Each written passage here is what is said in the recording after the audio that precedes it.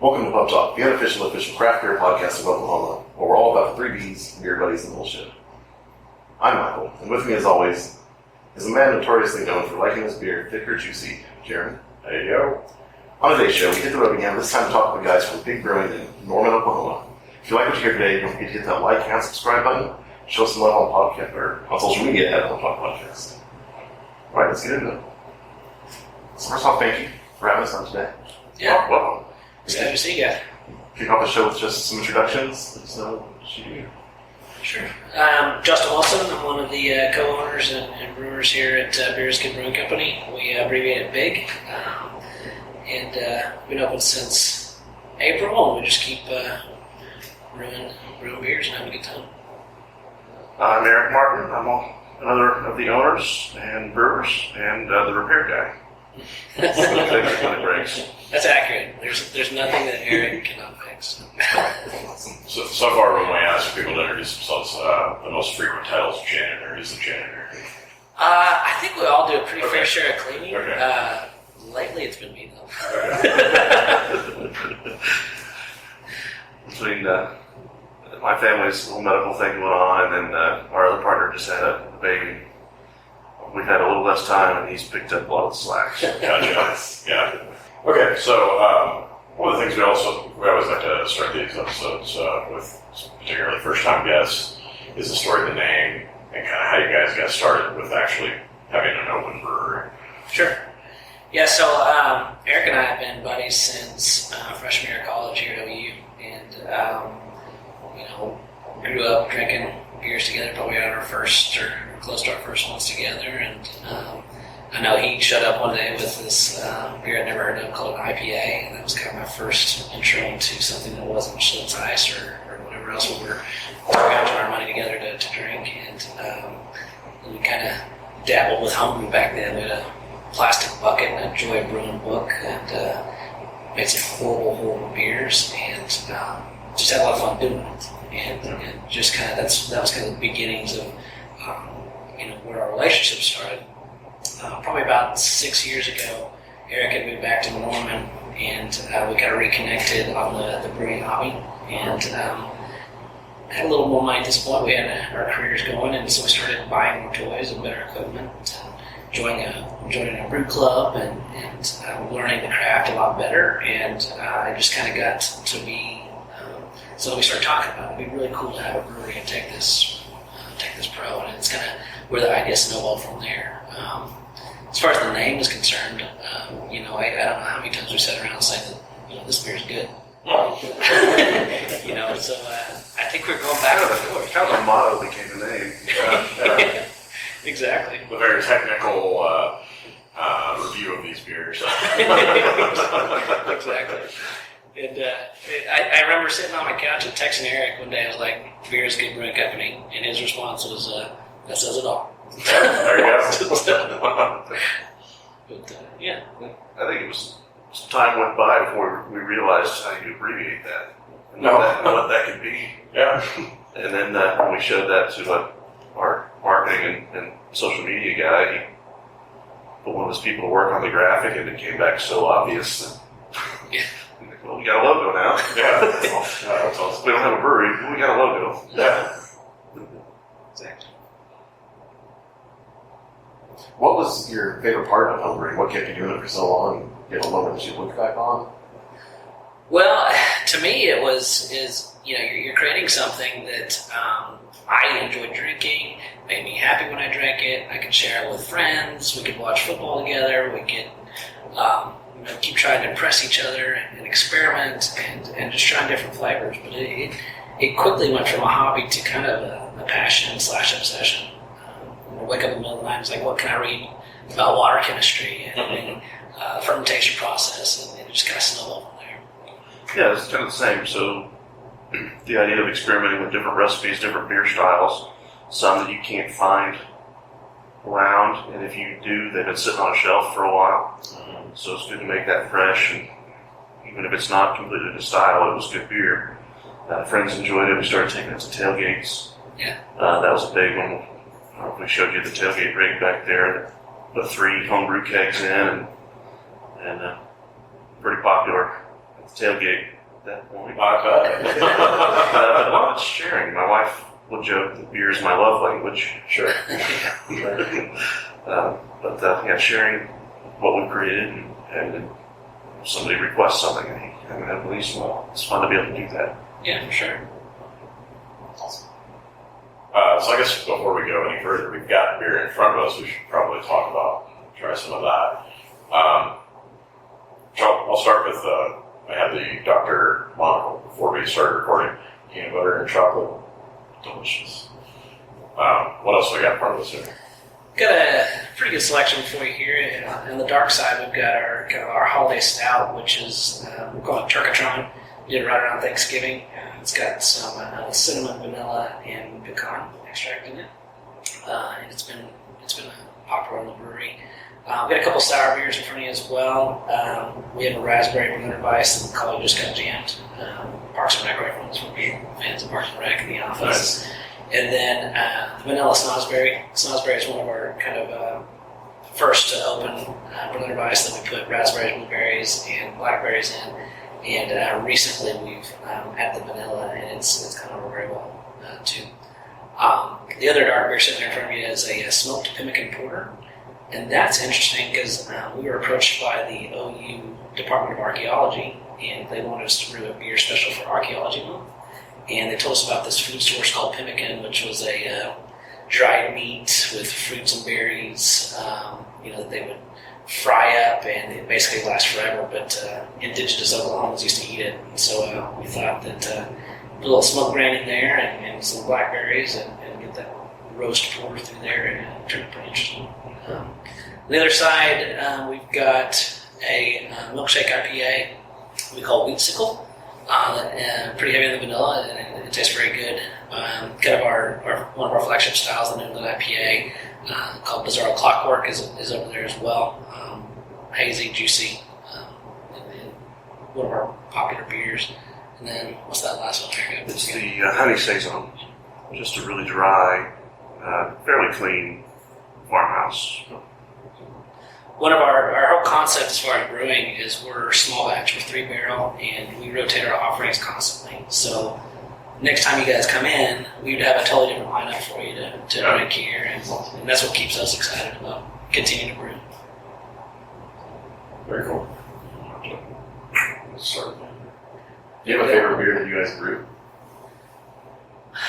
I'm really partial. I think there's 3 of us that brew, so Eric and then our other partner, Sean Stanford, kind of gravitate towards certain styles. I think I probably brew more of the New England IPA than any other style, so I enjoy playing with the hops on that.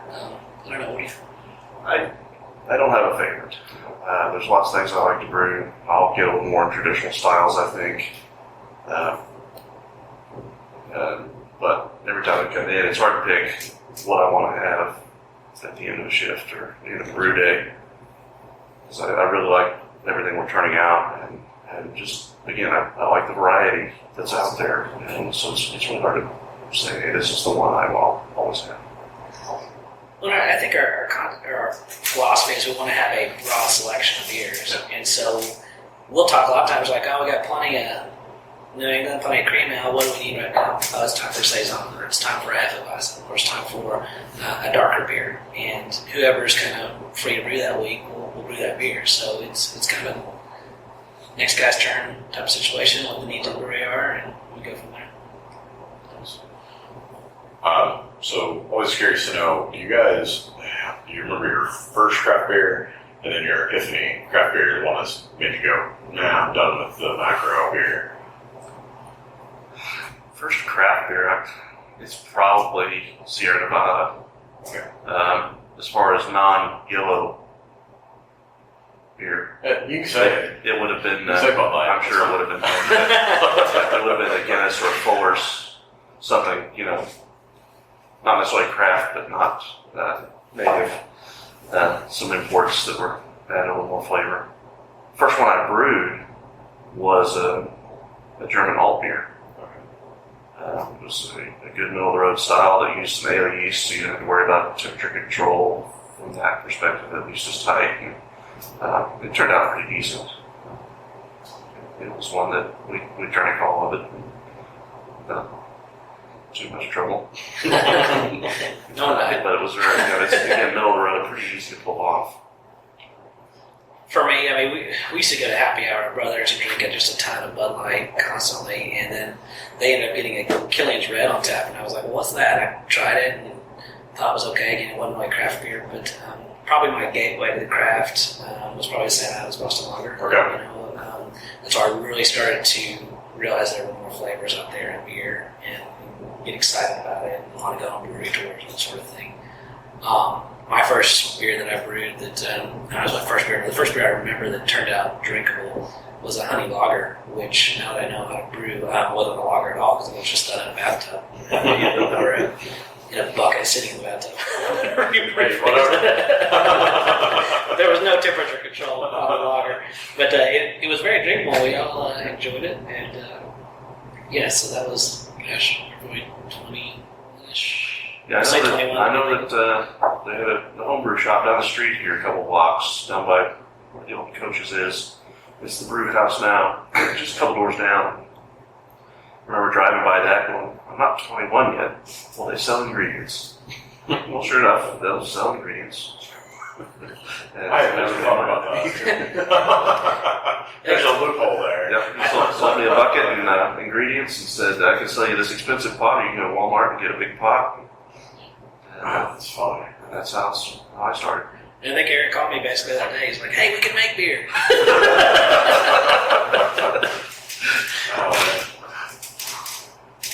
I want to say the first time we had you there was the CBA event earlier this year. Okay. How have the festivals been for you guys?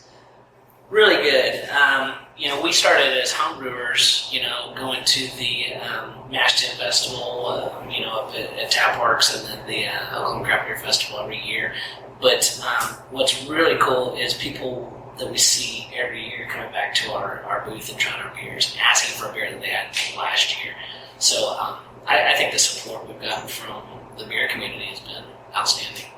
So it's been a great way to get our presence known. A lot of people have a beer, walk away, come back 5 minutes later. Love it. Where can I get it? Yeah. And we're now able to finally tell them. Just 260s after doing it several years at the homebrew level, they say, "Oh, my garage." But now we can say 216 East Main and in Norman. Come see this. Now we get the, I gotta drive to Norman. I can't get to the liquor store. So I'm like, well, yeah, but you like our tap. I think they did. Yeah, there you go. So we talked a little bit before we started recording, and it's also on our website, what you guys have to do with the water here. Can you talk to us a little bit about that? Yeah, one of the things we talked a lot about, both as home brewers, but also on the commercial level, was, you look at your beer, 98% of the ingredients in that glass is water. And I love Norman. I've been here since '93, but 9 to 10 months out of the year, like none of our turnover on the water is a little off tasting.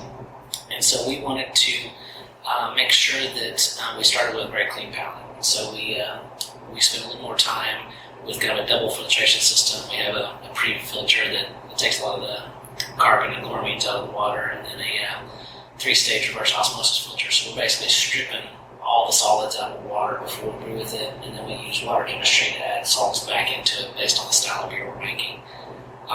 Something that Eric and I spent a lot of time researching as home brewers. And in my day job, I'm a pharmacist, and so I have a little chemistry background, and so that kind of helps at least understand some of the concepts behind it. But it's really made a big difference on our beers. Even before we were a commercial brewery, I think paying attention to just your basic ingredients is so important. I've seen on social media quite a bit. You guys have patio on quite a few things. You have a mural on the patio and stuff. What's the story behind it? Sean, our other partner that's not here, he considers the panda his spirit animal, and so it shows up in a lot of places. Yeah. And Sean, he's funny. He's about 7 foot tall, big guy. Even when he counts his man bun, it's about 7 foot. But he's like a big teddy bear himself, so I think it's pretty fitting. And there's not too much that he doesn't try and put the panda stuff on. So he's not just really into bamboo. I'm sure he's still out. play the beer at some point if he Yes. So, we are in Norman, very closely associated with a certain college. Can you talk to us a little bit about some of the pros and cons of being in Norman, a college town? Yeah, I mean, number one, Eric and I are big Sooner fans, and so Sean, and so just being able to open the bar up on game day and have the game showing, it has been fun for us. We honestly don't have, I would probably say our main market is for the college kids. I think they're still maybe probably a little financially strapped, and their beer choices are a little more 2 for $1 and Drown Night and that sort of thing. But we really have kind of young professionals and middle-aged and older adults that want flavorful beer in a fun environment and be able to watch those games. And I just think it's a cool atmosphere being here. Yeah, it hasn't been the market. We thought we'd get a few college kids, but really they're not the craft beer drinkers yet. Yeah. Hopefully we expose some people to that, Yeah. broaden the market. Graduate students, Yeah, sure, a lot of they're a different graduate story. students. Yeah, a lot of graduate students, some professors. But Norman's just such a great community to live in. Mhm. And a lot of people discover that when they come here for college and plant. Like Justin, originally from Midwest City, landed here, staying here, same thing with his wife. She'd already been out of college a few years and had a career when they met, I think. Yeah, for sure. But landed in Norman and said, this is not home. Sean, he's from the east side of the state, and stayed in town after college. I'm as close to a Norman native, I guess, as any of us. I moved here in my early teens and stuck around. But it's just there's so many people that, we came to Norman, we couldn't think of living somewhere else after they came to Yeah. school here. It has So- a small town feel. It does. A lot of people, you see them in different parts of your life, outside of business and school, and so there's a good sense of community here, especially downtown here on Main Street. There's Downtowners organization. Unfortunately, we can't be.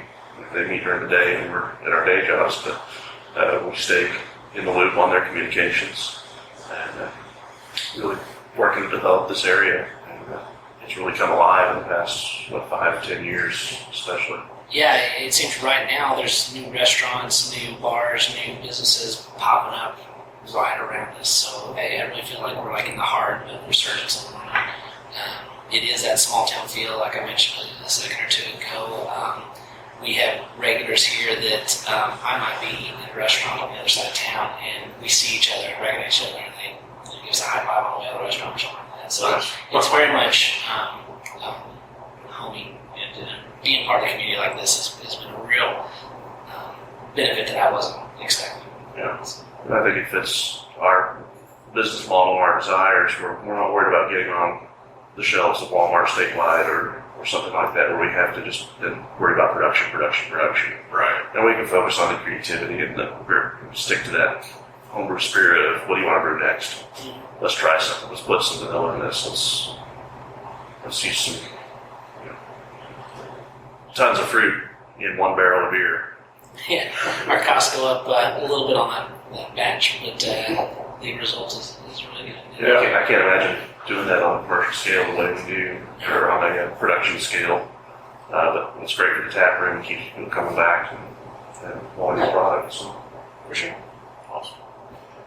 You talked earlier about the beer that you made with the archaeology department. Uh-huh. Do you have any plans in the future to do anything else like that, collaboration with people? Yeah, a couple things. Actually, the archaeology department hit me up again and said, hey, can we do that again for next October? But they want us to do a barrel-aged program and maybe do a Prohibition era beer. And so they're doing some research right now to kind of talk about the flavors that Oklahomans were drinking back then and figure out a way that we can work bourbon or whiskey into it. So we're going to be working on that. There's a restaurant down the street that recently acquired a really nice barrel of Eagle Rare Buffalo Trace bourbon, and brought us the barrel and asked us to brew a beer for that. And we're going to do a big beer pairing and whiskey pairing, food pairing with them, probably in another 8 to 12 months. So things like that are starting to pop up for us. But I think that's kind of, as Eric mentioned, being a small batch place and being able to experiment, I think those opportunities just kind of keep coming to us, and we're going to keep having fun with it. And next, we're going to start getting some of my barrel stuff, and maybe do some saison, Chardonnay, or or Gap barrels, something like that. So we're just going to kind of keep having fun with it. So, have you guys had the, we like to call it the holy shit moment yet, where you go, hey, this is a thing, we have this business that's doing well, and people are enjoying our beer, and things like that? So our opening day back in April was during the Norman Music Festival. And we rushed and really got everything in line, from the permitting and the sign off from the city and the health department and Able, really just down to the wire, where we had some of those inspections signed off the week of. So we were able to open 7 beers on tap. And They may not have all been fully carbonated. we shook some fires the night before we opened. But we had a crowd and had an incredible weekend. And I think when we stopped to catch our breath, actually, even before that, after the first night, we were high-fiving, going, "Yeah, we did this. Yeah. This is going to work out." Nice. Yeah, I think, we've been able to be open day one and cash flow it to the point that we're paying our bills, we're paying our notes off. We're working our tails off on it, but it's really been a nice surprise for a start from scratch business to be able to be viable, within 8 months of being open, and we're still here. We're still paying our staff to run the tap room. We're making more beer. We're able to keep growing, and that's kind of it's really exciting. Yeah. And we're still having fun doing it. I mentioned we're working our asses off, but when I'm here, it's all fun. Even if I'm squeezing water and cleaning tanks and whatever else we have to do, I love being up here. I love getting done with a hard work day, coming out and having beer with people that tell me they like it and are enjoying it and keep coming back. And it's been an incredible experience. Awesome. Yeah, that's a piece that the level of fun in here, even if it seems like a mundane activity, we've built something. And I think in our day jobs, there's in pharmacy, I'm in accounting, I do some tax work, and it's fairly repetitive. And it's just starting over every day. But up here, we get to be creative, and we're the boss, and get to set the routines and set the expectations. And Our taproom staff calls us the dads. But building something tangible really is quite a change from what I'm used to career-wise. It's a nice, very, very welcome change. So I saw on social media that you guys hosted a night at the Norman Film Festival. Can you talk to us a little bit about that? Yeah, that was also somebody that came to us. We've mentioned a few times, but just downtown Norman has all sorts of activity all the time. We've got the Norman Music Festival that's right here. We have an art walk every second Friday. Throughout the year, tons of people just come down to Main Street. And then the Norman Film Festival folks, Chase, right? He came down, and he was kind of the head of honcho on that, and he had enjoyed some of our beers and said, we'd like your brewery to be a spot for us to show these independent films on a Friday art walk, because there's going to be a lot of people down here. And so we kind of went through logistics and figured out how we could get everything playing and audio on all the TV screens here. And it was a great night. It started about 5 o'clock, and we showed just a little, there's probably 15 or 20 different little short films, and the place was packed out, people drinking beer. It was probably the quietest it's ever been in the brewery with that many people, because they were paying attention to the films. And then that wrapped up about at 8, and then the art walk was going out on out front, and so it was just a really neat atmosphere to see this arts council kind of work with us on their passion in our brewery, and then just kind of basically share that with the folks here in Norman. So it was great. Awesome. You guys did some research. No secrets. That's right. So I know we talked a little bit before we started recording about some of the beer names and the hashtags and whatnot on the menu. A lot of fun stuff on here. Can you talk to us a little bit about how you guys decide on the names and that kind of thing? Well, when we've got a new beer out, we're coming out. There's a lot of texting back and forth on what we should call it. We don't get to spend a whole lot of time together up here. Our schedules are just kind of spread out, but we'll text back and forth on what we think, and it's usually, if Justin comes up with something, it's usually a song title. Okay. Or movie reference. Or movie reference. If Sean comes up with something, it's usually a cartoon TV show reference. Or Panda. Okay. Yeah, or Panda, yeah. And then I usually have, I think, puns, for sure. Okay. We call it dad jokes. Yeah. Then we'll settle on something and then fine tune it. The name usually comes first, and then of course the description soon after, and throw in some hashtags for good measure. Yeah. But it is about having fun and not taking it too seriously. Yeah. Let's put a joke out there. Like, I mean, our cream ale, which has always been on tap, I think maybe the only beer that's just been on tap The whole time. the whole time. And I think we have to have that selection for certain people that come in. It's beer flavored beer for the beer drinking beer drinker. Right. And that started, I think, even under homebrew, or maybe it's one of our first festivals under the Beer's Good banner. But we put that out there, and that was on our menu at the festival, and people loved it. Yep. Well, that one's funny because when people come in, they're like, "You put fruit in beer? What's this smoke?" And we're like, "You want a cream ale?" So that's our answer to that. But You put cream in beer? Exactly. There's some education that goes on. So we're introducing them to the craft, and it's funny. We have actually a regular. His name's Jeff Cole, and a local musician here. And he came in and wasn't a craft beer drinker, but he loved the cream ale, and he just kept drinking it and drinking it. And one day I was like, "Well, why don't you try this wit, this Belgian wit we got here?" And he started liking that. And we had a summer ale that he really liked, and then. Now he's drinking the New England IPA. So we've basically taken him from someone who had never had really craft beer and done much with it to someone who's now drinking, I think, just about everything on our menu. Yeah. Hey guys, we're recording a podcast real quick. So This is this is the architect. Yeah. Yeah. So everybody involved in this, a lot of people involved in this project are people we've known forever. Quite a few of us were through the marching band where Justin and I met at OU. Okay. And so when we needed an architect, we called our friend Bruce, and he lives in Dallas, where he works as an architect, and said, "Hey, how about doing this tiny project here?" And he was all on board. That's and awesome. then our lights and sound were another friend that we met through marching band. Lopez. The engineering firm, we were handed a card saying, "Hey, you need an engineering firm to sign off on some plans. Go with this one." And we look at the name, and we're like, "Art Landtang, we know that guy." Yeah, it's been a really we have so many friends that have contributed to this. You know, the guy that was our main contractor is one of my best friends as well, Nathan White, and he did all the building here. And these guys come in all the time. They support our brewery. They built it from the ground up. Bruce did so much work on the design of the place and just getting us licensed and approved that the bartenders know that Bruce drinks for free. so you know, there's a Bruce button on the cash register.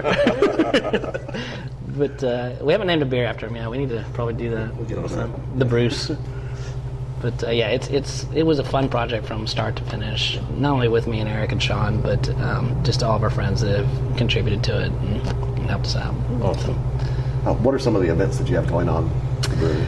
Yeah, so we've got a couple of just regular events we do every week. Bingo night has been a big hit on Thursday nights. My wife and her good friend Jen actually call the bingo balls and do the prizes. We don't do anything super fancy in the prizes. When you hit a bingo, you might win a plunger, you might win a light up hat or googly eyes or something, but people go crazy for it, and it gets to be a real fun atmosphere in here, and people are like vying for the plunger. And then just recently we started doing a vinyl night on Wednesday nights. We have a bar, or a taproom manager named Jacob who is a collector of old LPs and records, and we got kind of a vintage turntable up here, and so he sets it all up and invites folks to bring in their own records, and we spin them and listen to good music and drink some beers together, and it's a nice community, and we could talk to each other about the record they brought in, and it's really been pretty cool. Other than that, though, we're always showing the OU games and Thunder games and NFL games, and trying to do a party for Christmas, did a party for Halloween. We'll have a big St. Patty's Day celebration. What else am I? Yeah, we've hosted groups that just looking for a place to meet that maybe rotate to different restaurants, breweries or bars. Okay. Red Earth Brewers has been here once, and we'll probably have them back here real soon. We were doing we sponsored their fourth quarter club competition, which was a taster's choice. So the club members all voted for their favorite, and they narrowed it down to the top 4. And then the brewers, and then one of our best regulars we invited along to do some tasting. And from those 4, we selected one that will brew his beer on our 3-barrel system. Nice. And so when we release that, we'll have a big event with the club and friends and family for the brewer. And I hope to do more stuff like that. It's a pretty fun deal. Yeah, it's really cool. So we've mentioned OU several times. There's a little game coming up here pretty soon. Any predictions? Scores? I hate LSU. Those guys are bastards. I was down in New Orleans last time we played them for the national championship game, and I've never been across a Rooter fan of those LSU guys, so I hope we just embarrass them. It's going to be a tough game, though. they're very good. I'm just hoping the Sooners can pull off the win today. I'm not going to predict a score, but okay. I would love to see us embarrass those Tigers. It would be one of the biggest wins we've seen in a while if we pull off this win today. Yeah. For sure. And again, I don't think I can make a prediction. Okay. But our fingers are crossed. We'll be cheering hard. We'll know by the time this is published whether or not we good luck charms. Exactly. Chug a beer for good luck. We'll do it. You guys are going to get a big shout out on our social media if we win the game. There you go. We'll have to come down before every, I guess, here in a couple of weeks or whatever when they have another game if they do one. There you go. So we might just drive to Tulsa and hang out with you guys. Speaking of social media, where can people find you at online? So Beers Good Brewing Company on Facebook or Big Brew Co. And then Instagram as well. That's probably the way to get the most current information is Facebook and Insta. But we do have a website, bigbrew.co, and it is .co, not .com. We get a lot of confusion on that. But we try to upload our tap list pretty regularly, so it's close to accurate within a couple of days. But yeah, and then if anyone wants to get a hold of us, usually messaging on Facebook, I respond really quickly to that. Okay. Awesome. Yeah. I think that's everything we had. Thanks again for having us out today. Any last comments or anything you guys want to add? No, I just appreciate y'all coming out. Hopefully you enjoyed the beers, and looking forward to seeing you guys at the next event and sharing a few there too. Absolutely. Thanks again. Thank you again. Great to meet you guys. That guy said, "Don't let the door hit in the vagina on the way out." That was hilarious. Good idea. That's going to do it for another episode of Pub Talk. Thanks again to Justin and Eric from Beer is Good Brewing Company for having us out today. Every beer we had there was delicious, for the record.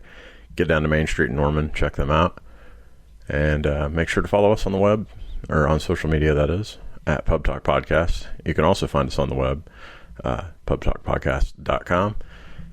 If you notice the lower quality audio at the first 2/3 or so of the episode, gotta love technology. Thank God for backups. Otherwise, we might have had a lost episode. So, live and learn. Technology is weird. That's going to do it for this week. As always, never forget, there's nothing in life too big or hard. You can't handle it over a few beers with your good friends. Until next time, just chill till the next episode.